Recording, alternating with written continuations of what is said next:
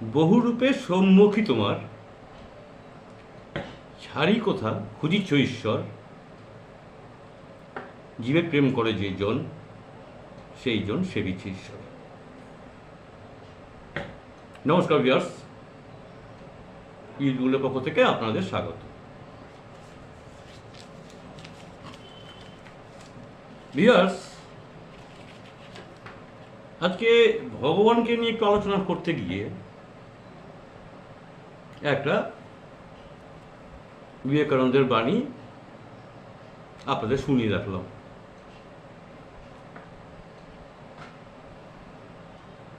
এরা তো বিশাল বিশাল মনীষী, এনাদেরকে নিয়ে তো আমাদের চিন্তা ভাবনা করা যাবে না। যাই হোক, উনি বলছেন যে প্রেম করে যে জন সেই জন সেবিছে। ভালো কথা। আবার কোনো মনীষী বলছেন meditation is the most important for human life. তাই তো বলছেন, তো কেউ কোনো মনীষী বলছেন। আবার কোনো মনীষী বলছেন তোমার যে রাস্তা ভালো লাগে, যত মত তত পথ, সব খোলা রয়েছে, যাও না। আমাদের রাস্তা কিন্তু একটাই, গন্তব্যস্থল একটাই। এইরকম ভিন্ন ভিন্ন মনীষীদের ভিন্ন ভিন্ন মত, এর মধ্যে কোনো রকম আমি কন্ট্রাডিকশানে যেতে চাইছি না ভিউয়ার্স। তারা আমাদের কাছে সম্মানীয়, তাদেরকে আমি শ্রদ্ধা করি। শুধু শ্রদ্ধা নয়, অন্তর থেকে শ্রদ্ধা করি এই মনীষীদের। যাই হোক, যেটা আমার আলোচনার বিষয়, তাহলে ভিউয়ার্স আমরা কোন পথে এগাবো? আমরা মেডিটেশনে জোর দেব, নাকি জীবে প্রেম করব, সেবা করব, জীবের সেবা করব?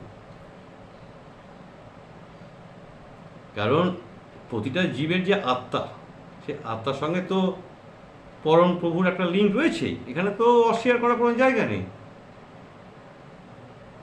কারণ এই আত্মাটাকে উনি তো দিয়ে পাঠিয়েছেন। সে শুধু মানুষের কথা বলা হচ্ছে না কিন্তু, বা বিবেকানন্দ যে শুধু মানুষের কথা বলে তা না কিন্তু, জীবে প্রেম করে যে জন, অর্থাৎ একটা গরু ছাগলও হতে পারে, বা কুকুর বিড়ালও হতে পারে, বা যে কোনো একটা জীব, তাকে সেবা করলে যদি ভগবানের কাছে পৌঁছানো যায়, মন্দ কি ভিউয়ার্স? আমরা যখন জপে বসছি, নানান রকম টেনশন, নানা রকম দুশ্চিন্তা এসে আমাদের চিন্তাধারাটাকে বিচ্ছেদ ঘটিয়ে দিচ্ছে। কিন্তু জীবে প্রেম করা তো খুব সহজ। প্রতিদিন দুটো মানুষকে ডাকা হলো, বা দুটো গরু ছাগলকে ডাকা হলো, বা দুটো কুকুর বিড়ালকে ডাকা হলো, খাইয়ে দাইয়ে স্নান টান করে তেল জল মাখিয়ে পাঠিয়ে দেওয়া হলো। এটা তো ভালো, সহজ মনে হচ্ছে। কি ভিউয়ার্স, আপনার কি মনে হয় যিনি দেখছেন আমার প্রতিবেদন আজকে? সিরিয়াসলি ভাবুন। না ভিউয়ার্স, তা নয়। জীবে প্রেম করলে তো ঈশ্বরের আশীর্বাদ পাবেন আপনি, এটা অবশ্যই, এটা কোনো ভুল নয়। এটা তো ভুল নয়, সঠিক। কিন্তু আমাদের জবটাই হচ্ছে আসল, মেডিটেশনটাই হচ্ছে আসল।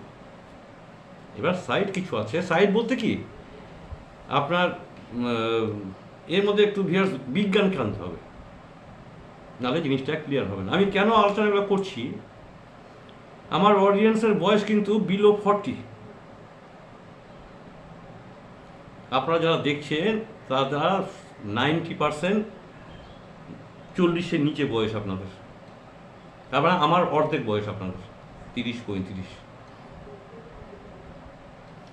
আর অ্যাবাভ 50 10% অনলি।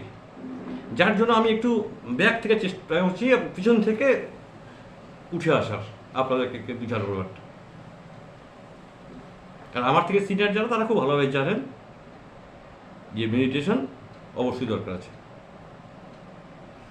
তার সাথে জীবে প্রেম করতে হবে, বা আরও কিছু তার মধ্যে বিজ্ঞান আসবে।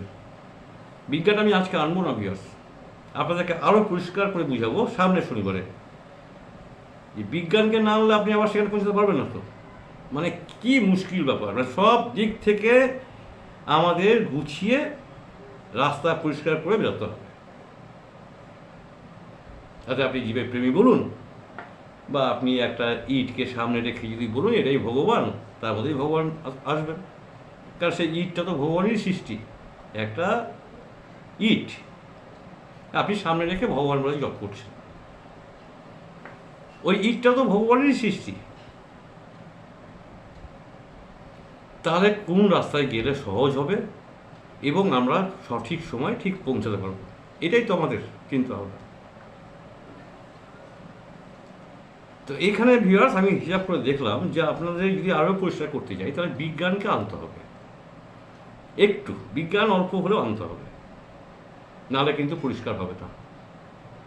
যাই হোক, আপনারা যে যাভাবে করছেন করুন, আপনারা যেরকমভাবে জপ তপ করছেন করুন, যে গুরুদেবের কাছ থেকে আপনি যে বীজ মন্ত্র পেয়েছেন সেটা নিয়ে জপ করুন, যে দেব দেবীকে আপনি বেশি প্রেফার করেন তাকে করুন, জপ তপ করুন, করুন না। তারপরে আমরা সাইডে আসছি, ওই বিভিন্ন মনীষা যেভাবে কথাগুলো বলেছেন সেগুলো আমরা পরে ব্যাখ্যাতে আসবো, সামনে শনিবারের দিন আসবো। বিজ্ঞানকে এর সঙ্গে জুড়ে দিয়ে একটু আলোচনা করব। ভিউয়ার্স, সবাই ভালো থাকবেন। ঈশ্বর তো আছেন, এ তো অস্বীকার করা যাবে না, অস্বীকার করার কোনো রাস্তা নেই।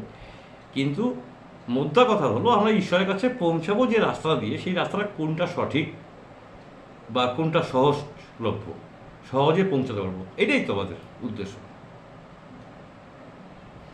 সবাই ভালো থাকবেন। আজ এই পর্যন্ত রইল। আপনাদের ঈশ্বর মঙ্গল করুন,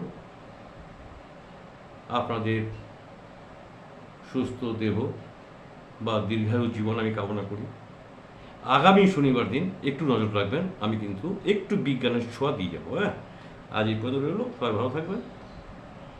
প্রভাতী শুভেচ্ছা রইল। আজকের মতো গুড বাই।